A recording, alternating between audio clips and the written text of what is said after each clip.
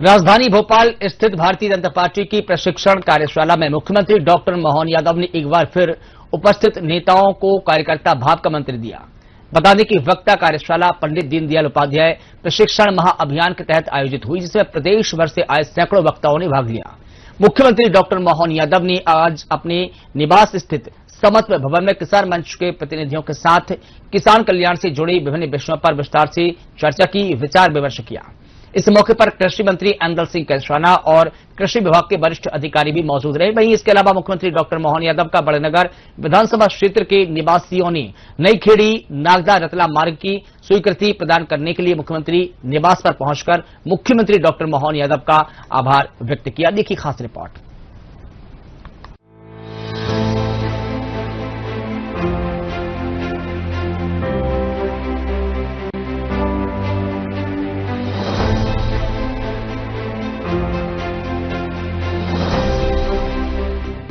राजधानी भोपाल के रविंद्र भवन में आयोजित प्रशिक्षण कार्यशाला में मुख्यमंत्री ने उपस्थित नेताओं को मंत्र दिया। सीएम ने कार्यकर्ता और उनकी भावना का सम्मान करने की बात कही। मुख्यमंत्री डॉक्टर मोहन यादव, भाजपा प्रदेश अध्यक्ष हेमंत खंडेलवाल, प्रदेश प्रभारी डॉक्टर महेंद्र सिंह और प्रशिक्षण महाअभियान के पश्चिम मध्य क्षेत्र के क्षेत्रीय प्रभारी केसी पटेल, प्रशिक्षण प्रभारी विजय दुबे ने कार्यशाला को संबोधित किया। कार्यशाला में चंबल, ग्वालियर, सागर, नर्मदापुरम और भोपाल संभाग के 23 जिलों से 400 से अधिक वक्तागण शामिल हुए। कार्यशाला में पार्टी के विचार, संगठन की कार्यप्रणाली और प्रभावी संवाद की रणनीति पर चर्चा की गई। भाजपा प्रदेश अध्यक्ष हेमंत खंडेलवाल ने कहा कि पार्टी में प्रशिक्षण एक सतत प्रक्रिया है और इसे मंडल से लेकर जिला स्तर पर आयोजित किया जाएगा। उन्होंने ऐसे प्रशिक्षण कार्यक्रम कार्यकर्ताओं के निर्माण और संगठन को मजबूत बनाने के लिए आयोजित करते रहने की बात कही। मुख्यमंत्री डॉक्टर मोहन यादव ने आज निवास स्थित समत्व भवन में किसान मंच से प्रतिनिधियों के साथ किसान कल्याण से जुड़े विभिन्न विषयों पर विस्तृत विचार विमर्श किया। इस अवसर पर कृषि मंत्री ऐंदल सिंह कैसवाना, विभाग के वरिष्ठ अधिकारी भी उपस्थित रहे। समत्व भवन में आयोजित समीक्षा बैठक में किसान कल्याण वर्ष 2026 के लक्ष्यों और कृषि संबंधित विभिन्न योजनाओं के प्रभावी क्रियान्वयन के लिए विस्तृत दिशा निर्देश दिए गए हैं। सरकार का मुख्य उद्देश्य किसानों को केवल अन्नदाता ही नहीं बल्कि ऊर्जादाता और उद्यमी बनाना है। दरअसल मुख्यमंत्री ने वर्ष 2026 को कृषि कल्याण वर्ष घोषित किया है, जिसके तहत कृषि उत्पादन, लागत में कमी और विपणन मार्केटिंग को मजबूत करने पर ध्यान दिया जाएगा। इस पहल के सफल क्रियान्वयन के लिए राज्य सरकार के 17 संबंधित विभाग, कृषि, उद्यानिकी, सहकारिता, मत्स्य पालन, पशुपालन आदि मिलकर मिशन मोड में काम करेंगे। मुख्यमंत्री डॉक्टर मोहन यादव का बड़नगर विधानसभा क्षेत्र के निवासियों ने नई खेड़ी नागदा रतला मार्ग की स्वीकृति प्रदान करने के लिए मुख्यमंत्री निवास पहुंचकर आभार व्यक्त किया। मुख्यमंत्री डॉक्टर मोहन यादव के प्रति बड़नगर विधानसभा क्षेत्र के निवासियों ने नई खेड़ी नागदा रतला मार्ग की स्वीकृति के लिए आभार व्यक्त किया। क्षेत्र के नागरिक और जनप्रतिनिधि ने मुख्यमंत्री निवास भोपाल पहुंचकर 150 करोड़ रुपए की लागत वाले इस महत्वपूर्ण सड़क मार्ग की मंजूरी के लिए मुख्यमंत्री का अभिनंदन किया। ये मार्ग इस क्षेत्र की कनेक्टिविटी को बेहतर बनाने और आर्थिक विकास को गति देने की दृष्टि से एक बड़ा कदम माना जा रहा है। इससे पहले भी मुख्यमंत्री डॉक्टर मोहन यादव ने बड़नगर में नवनिर्मित सीएम राइस स्कूल का शुभारंभ किया था। आप सबका स्वागत करता हूं, अभिनंदन करता हूं। आज तो वास्तव में आप सबके साथ पहले भी है, आप सबको प्रणाम करता हूं, आप सबका अभिनंदन करता हूं, आपका स्वागत करता हूं। सच में दिल से आपके बीच में हमारे अपने यशस्वी प्रधानमंत्री का जोरदार अभिनंदन श्रीमान नरेंद्र मोदी, जिनके नेतृत्व में देश दुनिया के सामने अलग प्रकार से दिखाई दे रहा है। और बड़नगर भी कम नहीं पड़ता। बड़नगर विकास के मामले में सबसे आगे रहेगा, ये पक्की बात मैं ये गारंटी देता हूं। और आपने देखा भी है, बड़नगर के लिए बाबा महाकाल की कृपा भी है, संबल, गंभीर सबका आशीर्वाद और हमारे सारे देवी देवताओं का। इसलिए प्रधानमंत्री ने जब ये मित्र पार्क का भूमि पूजन किया, सबसे ज्यादा लाभ बड़नगर को मिलने वाला है, ये पूरे क्षेत्र को मिलने वाला है। क्योंकि बड़नगर अपना बड़नगर नहीं, ये इंदौर, उज्जैन का मेट्रोपॉलिटन सिटी का हिस्सा बना। तो हमारी ये पूरी एक तरह से महानगर की जो संकल्पना है, उस महानगर की संकल्पना में बड़नगर की सबसे बड़ी भूमिका है। और बड़नगर जो करता है वो सबसे अलग ही करता है। खेड़ी, अंगोजा डैम, बमनापाती, जहांगीरपुरा, लिंबर, चंडोला, धानासुता, कमठाना, लुनेरा, नागदा होते हुए खास करके ये जो वर्तमान का समय चल रहा है, एक एक रोड बनता तो भविष्य की दृष्टि से एक नई इमारत दिखाती है। पूरा क्षेत्र का रोड 150 करोड़ का है। सच में सही काम है उदाहरण जोरदार अभिनंदन के विकास की हम बात कर रहे हैं। तो विकास के लिए अब इतने प्रकार के अलग अलग कारखाने, काम, व्यवस्था आ रही है कि जगह कम पड़ने वाली। तो जगह को निकालने के लिए हमको रोड बनाने पड़ेंगे।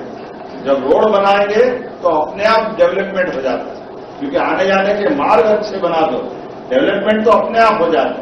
और आपको देखो, अब गढ़नगर से उज्जैन कितनी देर में पहुंच जाते हैं नए 4 लेन के बाद। देखो, हमारे लिए सौभाग्य की बात है। ये अपने पूरे विशेष रूप से देश के लिए मध्य प्रदेश का बहुत महत्व है।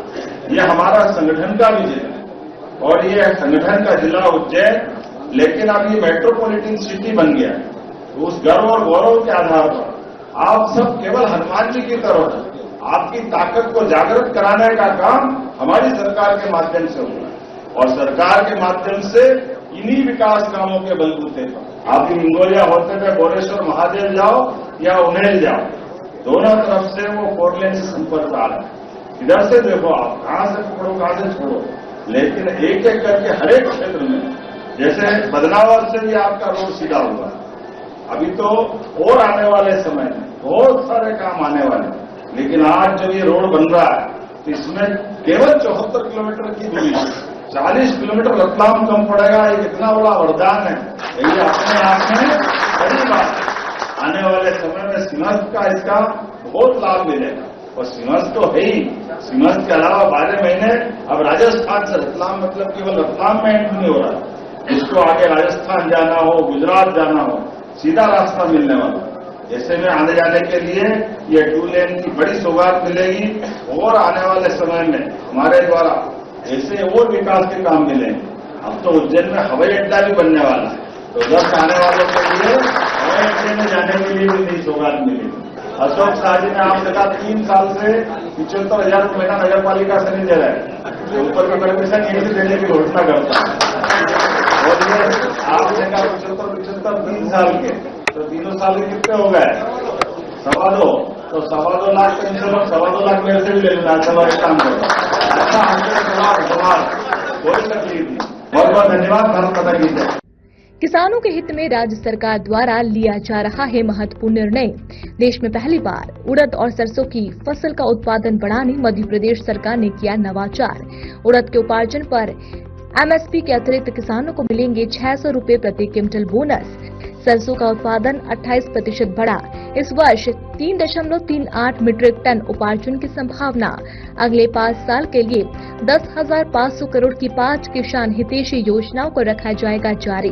प्रधानमंत्री कृषि सिंचाई योजना के लिए 2,393.97 करोड़ रुपए की मंजूरी। किसानों को अपने खेतों में स्प्रिंकलर ड्रिप इरिगेशन सिस्टम लगाने के लिए शासकीय अनुदान मिलेगा।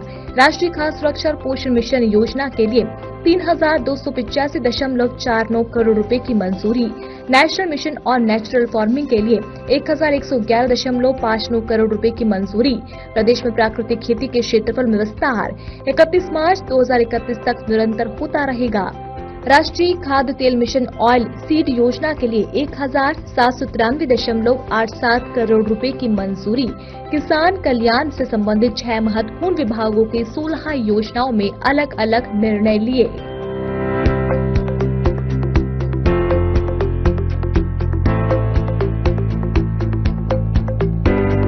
मुख्यमंत्री डॉक्टर मोहन यादव ने आज निवास स्थित समत भवन में किसान मंच के प्रतिनिधियों के साथ किसान कल्याण से जुड़े विभिन्न विषयों पर विस्तृत विचार विमर्श किया।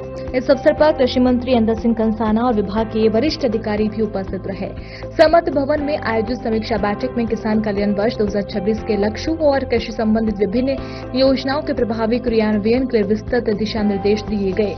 सरकार का मुख्य उद्देश्य किसानों को केवल अन्नदाता ही नहीं बल्कि ऊर्जादाता और उद्यमी बनाना है।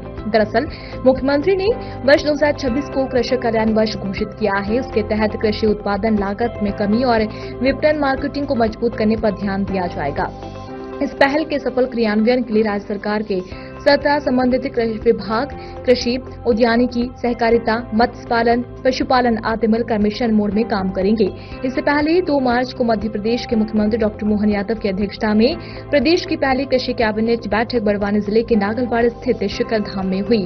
बैठक में किसानों के कल्याण के लिए 6 विभागों को 16 योजनाओं के लिए 27,346 करोड़ की स्वीकृति दी गई थी। इन योजनाओं के क्रियान्वयन को लेकर आज हुई बैठक में विस्तार से विमर्श किया गया है। बैठक में सीएम डॉक्टर मोहन यादव ने कहा कि कृषक कल्याण वर्ष के फोकस सेक्टर उद्यानिकी, पशुपालन, डेयरी, मत्स्य पालन और खाद्य प्रसंस्करण है। कृषि को लाभकारी, स्थायी और तकनीक आधारित रोजगार सृजन मॉडल में परिवर्तित करना है। कृषि, उद्यानिकी, पशुपालन, मत्स्य पालन और वानिकी को एकीकृत करते हुए जिला स्तरीय क्लस्टर आधारित विकास को बढ़ावा देना है। इसी के साथ उच्च उत्पादकता, प्राकृतिक खेती, डिजिटल सेवा, कृषि प्रसंस्करण आदि के माध्यम से किसानों की आय में वृद्धि करना और कृषि आधारित क्षेत्र जैसे एग्रीटेक, ड्रोन सेवा, एफपीओ प्रबंधन, खाद्य प्रसंस्करण, हाइड्रोपोनिक्स आदि में ग्रामीण युवाओं को रोजगार के अवसर प्रदान करना भी है। आज मध्य प्रदेश सरकार के द्वारा किसान कल्याण वर्ष होने के नाते से किसानों को लेकर एक बड़ा निर्णय करने जा रहे हैं, जिसमें सरकार के द्वारा जो 2585 रुपये क्विंटल गेहूं खरीदने का एमएसपी रेट है, उस पर 40 रुपये क्विंटल का बोनस देते हुए 2625 रुपये क्विंटल खरीदने का हमारी सरकार ने निर्णय किया है। साथ ही साथ किसानों को गेहूं उपार्जन के लिए पंजीयन की तारीख जो 7 तारीख को थी, उसको 10 तारीख तक बढ़ाने की घोषणा की गई। एक और निर्णय किया है कि हमारा प्रयास रहेगा किसानों को जब खेती का समय हो तो दिन में ही बिजली मिले। रात में बिजली देने से किसानों को जो कष्ट होता है, पानी फेरने में, जामाल लगाने में, कभी कोई जानवर काट ले, रात के समय के जो कष्ट है वो उल्लेख करने की जरूरत नहीं। ऐसे कई किसान के कल्याणकारी योजना लगातार हम जारी रखेंगे। बीते समय कृषि कैबिनेट जो बड़वानी में की है, ये हमारे उस संकल्प की पूर्ति है जिसमें हमने सभी वर्गों के, सभी क्षेत्रों के विकास का संकल्प लिया। इसी के साथ साथ आज मुझे इस बात की प्रसन्नता है, यूपीएससी का जो रिजल्ट आया है उसमें टॉप 10 में हमारे मध्य प्रदेश के 2 होनहार युवाओं ने अपना बड़ा मुकाम हासिल किया है, जिसमें भोपाल के ईशान ने 5वीं रैंक हासिल की और धार के पक्षल ने 8वीं रैंक हासिल की। ये धीरे धीरे करके मध्य प्रदेश की साख देश में और दुनिया में बढ़ रही है, उसके प्रतिमान है। मेरी अपनी ओर से दोनों युवा यूपीएससी के सिलेक्ट होने वाले मित्रों को बधाई और उम्मीद करेंगे ये हमारा आपका क्रम जारी रहेगा मिलने जुलने का। यहाँ आने वाले समय रंगारंग गेर निकलने वाली है, तो गेर के लिए मेरी अपनी ओर से अग्रिम बधाई। रंगों का ये त्योहार आनंद के साथ है। हम सब मिलकर के अपने प्रदेश की, देश की पुरानी हजारों साल पुरानी सनातन संस्कृति के साथ प्रत्येक त्योहार पर्व आनंद से मनाने की कल्पना करते हुए हम सब परस्पर सौहार्दपूर्ण संपर्क भी बनाए रखें। मेरी अपनी ओर से सबको बधाई।